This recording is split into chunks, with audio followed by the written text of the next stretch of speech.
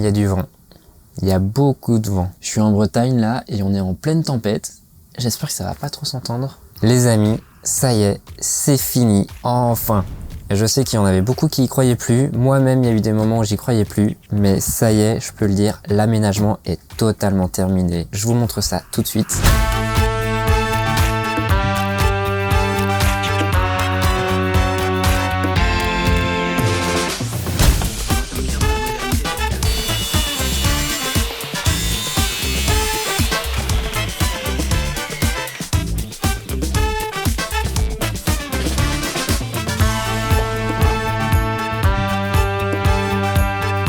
J'ai construit cette petite languette, ça a été tout con à faire. Ici j'ai les 3 encoches pour ici les bases des sièges. Ça vient juste se glisser dessous, je le mets dessous les plastiques, ça se met parfaitement bien. Ici j'ai une petite cale pour faire la fermeture. Et tout ça sera collé une fois que j'aurai tout peint.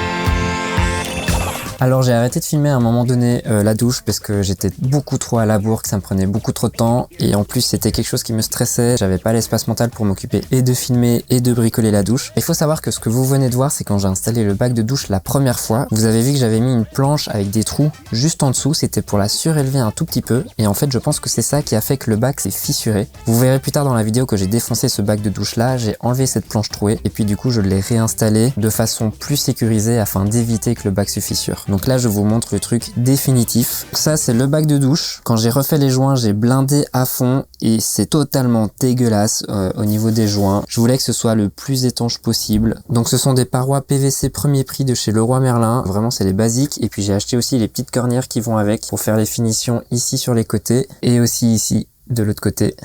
Voilà. Et alors pour le rideau, ici c'est aussi un système de chez Leroy Merlin qui fonctionne plutôt bien et j'ai inséré des boutons poussoirs dessus. Et je viens venir me clipser ici directement dans les boutons que j'ai placés un petit peu partout dans la douche pour que quand c'est fermé, ici ce soit tout à fait bien fermé. Je vous montrerai tout ça plus en détail dans le van tour. En attendant, si vous avez des questions, n'hésitez pas à les poser. J'en profite pour vous expliquer un petit peu la peinture parce que c'est vrai que je vous ai teasé là-dessus sur la fin de l'épisode précédent. Donc tout ce qui est meuble, je l'ai fait en mocha. Donc là ici au-dessus, là ici en bas, tout le meuble là au centre, la toilette. Le meuble évier ici, tout ça c'est mocha. Tout le reste, c'est de l'ivoire. C'est un blanc un peu cassé, un peu chaud. Ça va être de l'ivoire au plafond, sur les murs.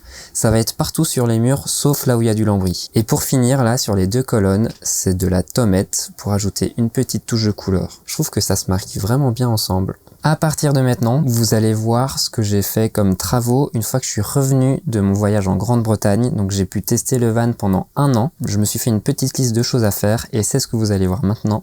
C'est parti.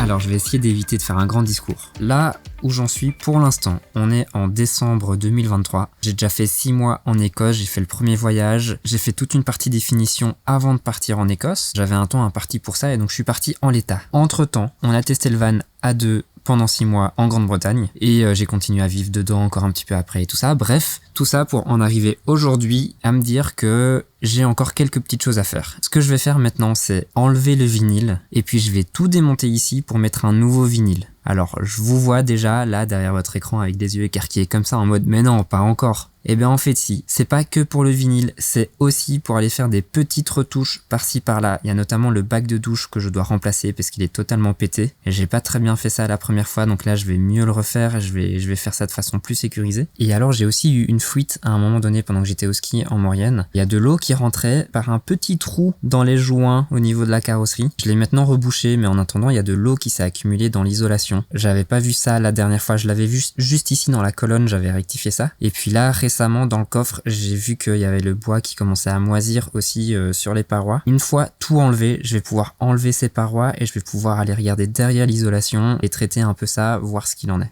C'est la dernière fois, vraiment. J'ai une liste de choses à faire. Une fois que cette liste elle est faite, le camion ici est terminé. Totalement. Donc voilà actuellement le vinyle à quoi il ressemble, je le trouve vraiment pas ouf, surtout que j'ai découpé ça vraiment comme une grosse clinche, donc en fait ici j'avais juste découpé la forme du vinyle et ça a été très compliqué à faire. Je commence à démonter les affaires maintenant, ce que je vous conseille de faire, c'est très important, c'est de mettre les vis dans des petits paxons en plastique comme ça, et je prends du tape de peinture, je mets dessus et je note au stylo ce que c'est, façade, cuisine, façade, meuble évier, plan de travail, machin. Ça permet au montage de juste tout de suite récupérer les vis qui correspondent au montage que vous devez refaire et vous gagnez un temps de malade. Quand j'avais tout démonté pour faire la peinture, ça m'avait sauvé la vie, donc petit tips. Voilà, je m'attaque à ça maintenant, je mets la musique à fond et c'est parti.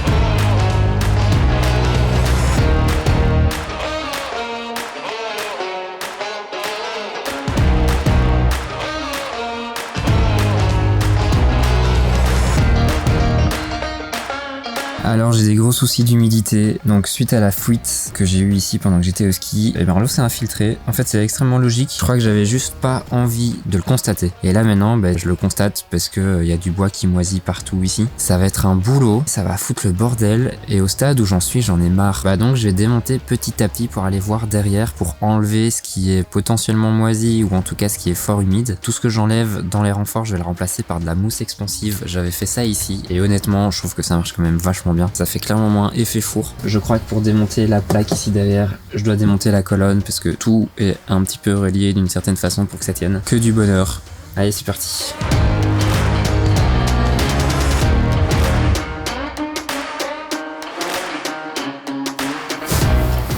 Voilà. Waouh. Ouais, putain, quand même. Ah oui. Ça, c'est costaud quand même. Hein. Waouh. Ouais, va falloir que je démonte. Va falloir que je démonte tout. Je sais pas si vous voyez bien là les toiles de moisi tout au fond.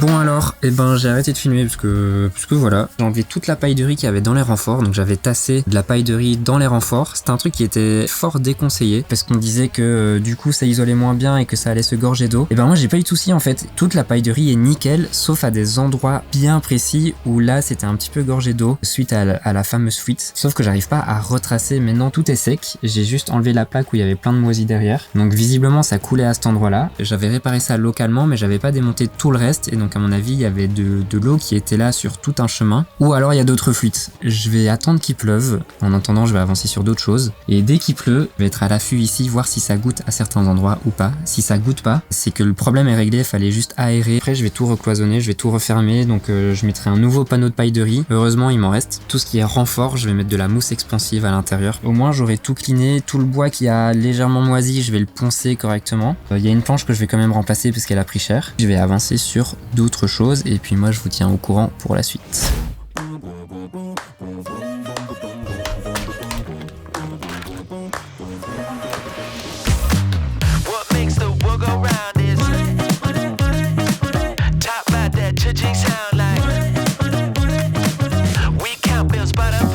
Depuis tout à l'heure, je cherche la caméra alors qu'en fait, elle est là au-dessus, accrochée. Alors, je sais, il fait sombre. À mon avis, vous me voyez pas super bien, mais c'est pas grave. Alors, j'ai enlevé le plancher. Vu que j'ai enlevé le box électrique, j'ai enlevé le plancher. Et donc, j'ai soulevé quelques plaques de liège. Et alors, surprise. Donc, ça a coulé jusqu'ici.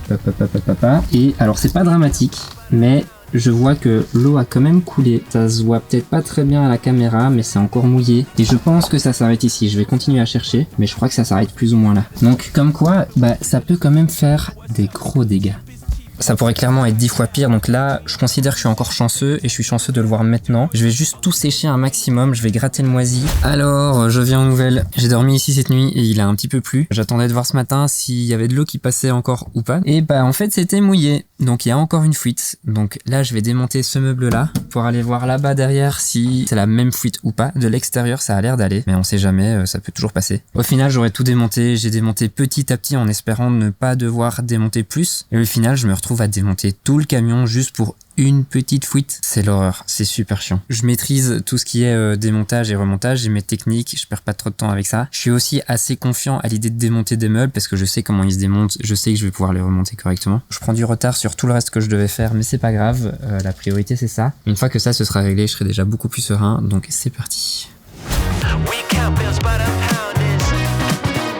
Bon alors j'ai un peu chipoté là, j'ai essayé d'enlever un peu de mousse et tout, j'arrive pas trop à accéder là derrière. J'essaye de regarder ici tout le long si c'est mouillé, ça a pas l'air mouillé à l'intérieur. Je peux pas en être sûr à 100%. Il y a un joint là qui fait le lien entre les deux morceaux de carrosserie. C'était sur un raccord ici qui avait déjà un gros trou que j'ai rebouché. Mais plus loin sur le joint, il y a des écarts qui commencent à se créer. Alors je sais pas si c'est à cause des vibrations avec tout le poids qu'on met en plus sur la carrosserie en accrochant des meubles et tout ça. Du coup il y a du jeu qui se crée et à force il y a les joints qui lâchent tout doucement. C'est possible. Je me dis que je devrais pas avoir le seul à avoir ce problème là, donc si ça vous dit quelque chose n'hésitez pas à le mettre en commentaire et je vais vous montrer dehors. Donc ça ici c'est le joint que j'avais déjà réparé, là vous voyez que c'est blanc. Plus loin sur la ligne, donc ici il y a le joint qui fait tout le long jusque là, et alors quelque part ici, donc ça correspond à l'endroit où ça goutte de l'autre côté. J'ai l'impression qu'il y a des endroits où il y a de l'eau qui pourrait passer, mais là j'ai confiance pour penser que ça vient bien de là. Et alors dans ce cas là moi je referai tout le joint à l'extérieur, et du coup en attendant moi je vais faire sécher ici tout le reste. Je vais encore démonter un petit peu là en bas pour aérer un maximum, gratter le moisi.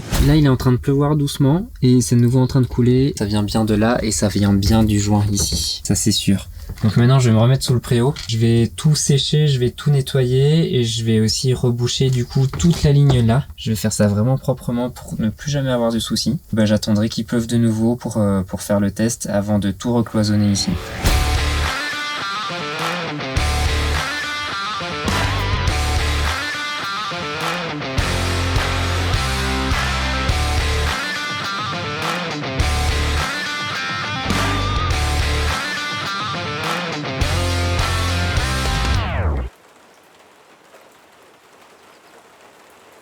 Bon ça a l'air bon hein. Là j'ai testé le camion sous la pluie, j'ai pas une seule goutte qui rentre, alors que avant j'avais vu instantanément de l'eau qui coulait. Donc ça c'est vraiment une bonne chose, je suis vraiment content. Je vais remettre toute l'isolation, je vais remettre le plancher, et c'est parti.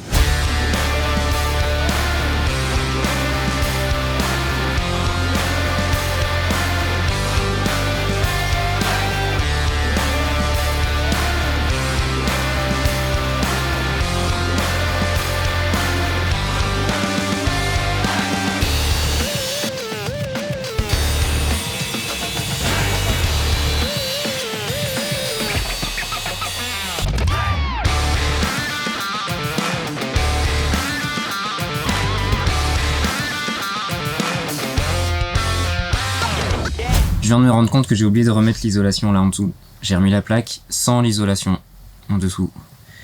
Et j'ai remis toute la colonne. Du coup je dois tout redémonter, juste pour mettre l'isolant. Oh my god.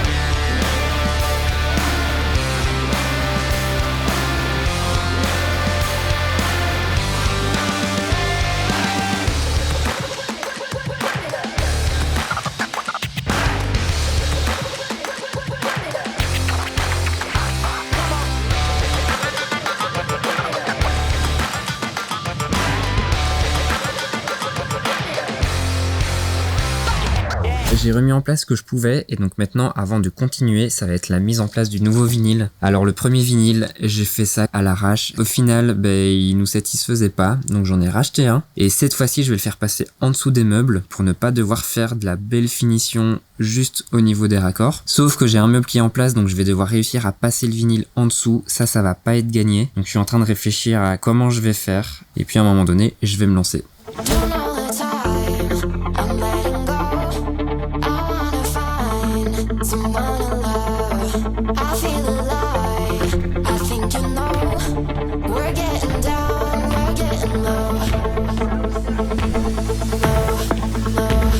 Bon et ben je suis super content, ça a été moins galère que ce que je pensais, j'ai assez vite trouvé une technique. C'est les petits pas, sauter d'un côté pour faire glisser, sauter de l'autre côté pour faire glisser, et ainsi de suite, et à chaque fois ça va se tordre un peu, et puis on vient récupérer de l'autre côté, jusqu'au moment où on est au bout, et ça a fonctionné, je suis trop content. Je m'attendais pas à y arriver là comme ça. C'est un vinyle qui est très classique, qui est très basique, ça rappelle le lambris. Pour l'instant j'aime bien ce que ça donne. J'attends de voir dans l'ensemble, mais je trouve que ça éclaircit déjà beaucoup plus l'espace et j'ai hâte de voir avec tout en place. Pour le coup, ce vinyle-là, les lattes sont dans le même sens que la longueur du camion et que le lambris et ça fait du bien à voir, ça ouvre un peu l'espace.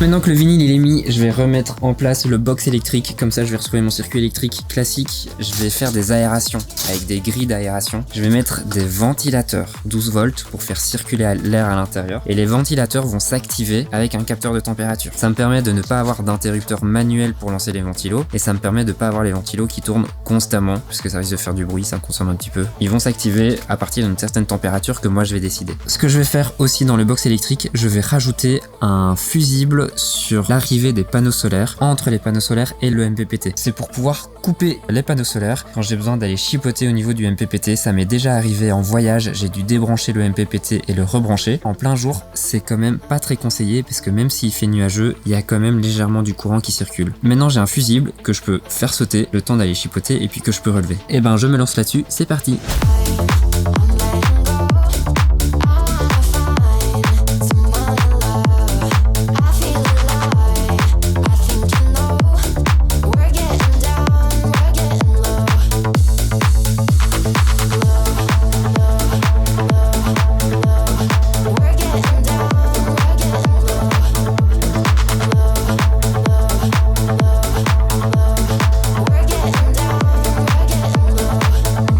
C'est un peu le bordel, je vous l'accorde. Je m'étais dit qu'un jour je cleanerais les câbles et puis finalement je l'ai jamais fait. Donc j'ai fait mon petit boîtier ici fusible. Donc ça c'est pour le panneau solaire. Je vous laisse les liens dans la description. J'ai mes panneaux solaires qui rentrent directement dedans. Ça ressort par au-dessus. Il est vivement conseillé et recommandé de couper les deux pôles plutôt qu'un seul des deux par mesure de sécurité. Donc ici, j'ai un plus et j'ai un moins. Et en fait, ça va me couper les deux câbles. Ce que je vais faire maintenant, je vais m'occuper de l'aération. J'ai des petites grilles, j'ai des petits ventilateurs. Je vous montre ça et puis je vous explique après une fois que c'est fonctionnel.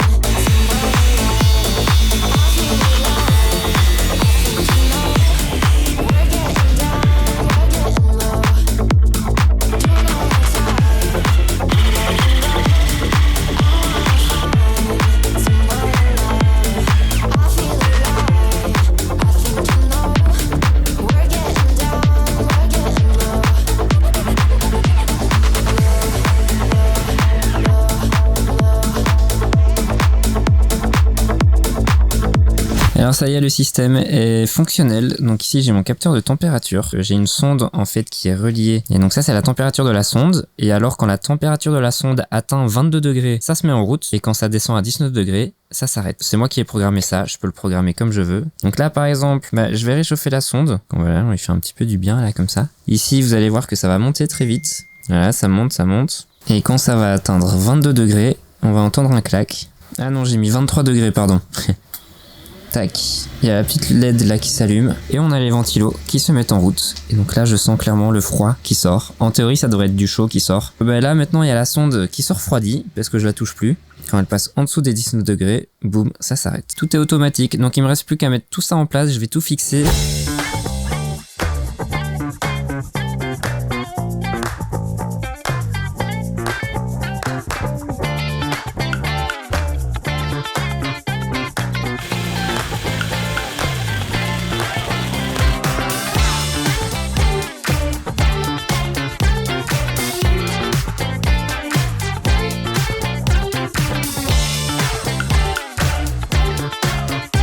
Ça y est, j'ai fini tout ce que je devais faire sur l'électricité. Il y a juste le clean encore à faire. Globalement, vous voyez là, j'ai un nouvel interrupteur qui n'était pas là avant. Et donc quand j'appuie dessus, ça allume le convertisseur. Avant, je devais aller ici, passer mon bras, me coucher. Oui, bon, ça c'est cassé, je dois le réparer. Et je vais venir ici derrière, choper l'interrupteur physique ici. Je vous mets un schéma tout de suite qui s'affiche à l'écran, mais à l'arrière du convertisseur Multiplus, il y a des borniers remote. Et en fait, il suffit d'envoyer du 12 volts dans la borne plus de la remote et ça l'allume. Lui, en le mettant en position off, quand on envoie du 12 volts dans le remote, ça l'enclenche. Et donc c'est ce que j'ai fait ici. Sur l'interrupteur, j'ai une arrivée 12 volts. De l'autre côté, j'ai un câble qui part ici à l'arrière dans le remote. Donc j'ai un négatif juste pour la LED, parce que fatalement la LED elle a besoin d'un positif et d'un négatif. Je sais pas si c'est très clair, il y a un schéma de toute façon à l'écran. Et là si j'éteins l'interrupteur, ça s'éteint. Donc mine de rien ça me permet d'économiser quand même au moins 10 watts, parce que là vous le voyez c'est éteint. On est à moins 21 watts, j'allume, faut le temps que ça se mette en route.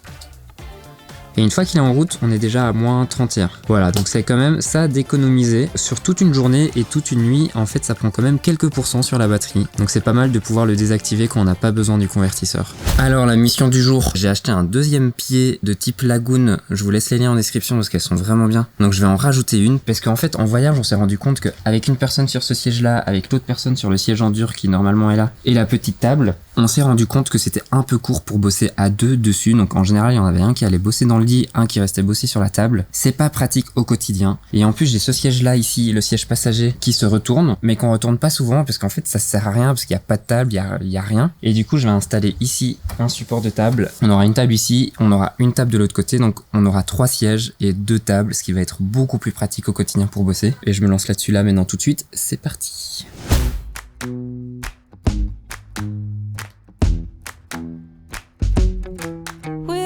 Alors ici, comment ça marche? Il va y avoir 2 gros boulons à enlever de la ceinture. Il faut une douille de... Dans mon cas ici, c'est 17. Voilà, il faut pas mal de force et ça demande aussi d'avoir pas mal de force pour le remettre après parce que ça, il faut pas déconner avec, il faut vraiment le remettre correctement. Et alors ici, il y a tout le bloc ceinture et donc fatalement, en mettant le support, on a des boulons qui sont quand même vachement longs, donc soit on change les boulons, soit on le disque, soit on le laisse et on fait attention de ne pas venir buter ici contre le bloc de la ceinture. Donc moi je vais mettre 2 boulons, je vais en mettre un au-dessus, un en dessous, ça devrait passer tout juste. Il va falloir venir contre-écrouer à l'arrière et donc il faut accéder à l'intérieur pour pouvoir fixer les écrous dessus et ça c'est pas gagné. So good, baby, so good, so good. Every single day we spend apart, I wanna be with you. Baby, take my hand, hold it tight just like you do. Feels so good. Ok, le prototype fonctionne super bien. C'est juste pas encore tout à fait bien serré parce qu'en fait, le support ici, il va venir par-dessus l'habillage que je dois remettre en place. Et donc, pour faire les trous au bon endroit, je vais venir ici et je vais passer à travers les trous. Je vais venir marquer l'arrière de la planche. Je vais faire les trous dans la planche et puis je vais tout remettre en place. Je vais passer ça par-dessus tout. Puis je vais tout bien serrer, je vais tout bien tester et normalement, ce sera bon. You're spreading sugar on my misery, and I don't fake this kind of feeling, yeah, but that's all real. My heart is on the table, 'cause you're my everything. I do, I wanna marry you. 'Cause when you're around, I know it's true. The way you make me feel is so good, baby. So good, so good. Every single day we spend apart, I wanna be with you. Baby, take my hand, hold it tight just like you do. Feels so good, so good. Bon alors je m'étais trompé, j'avais mis ce plateau là, alors qu'en fait c'est celui-là que je devais mettre. Voilà, bon je vous ai pas filmé mais j'ai dû redémonter et remonter ce plateau là. Surtout que les trous ne concordent pas, donc j'ai dû adapter, voilà. Bref, donc ça a été une journée un peu compliquée. Donc ça c'est le nouveau pied. Et puis je m'occuperai des plans de travail demain. You're around, I know it's true. The way you make me feel is so good, baby. So good, so good. Every single day we spend apart, I wanna be with you. Baby, take my hand, hold it tight just like you do. Feels so good, so good.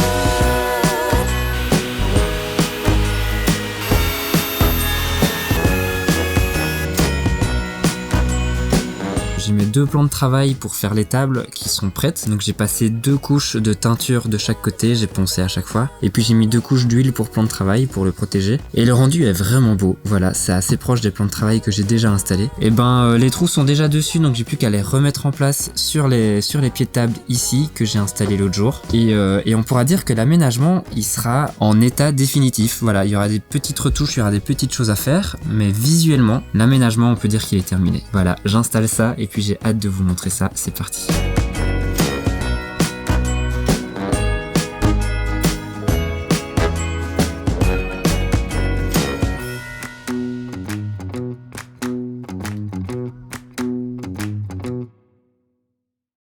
Les amis, ça y est, c'est fini.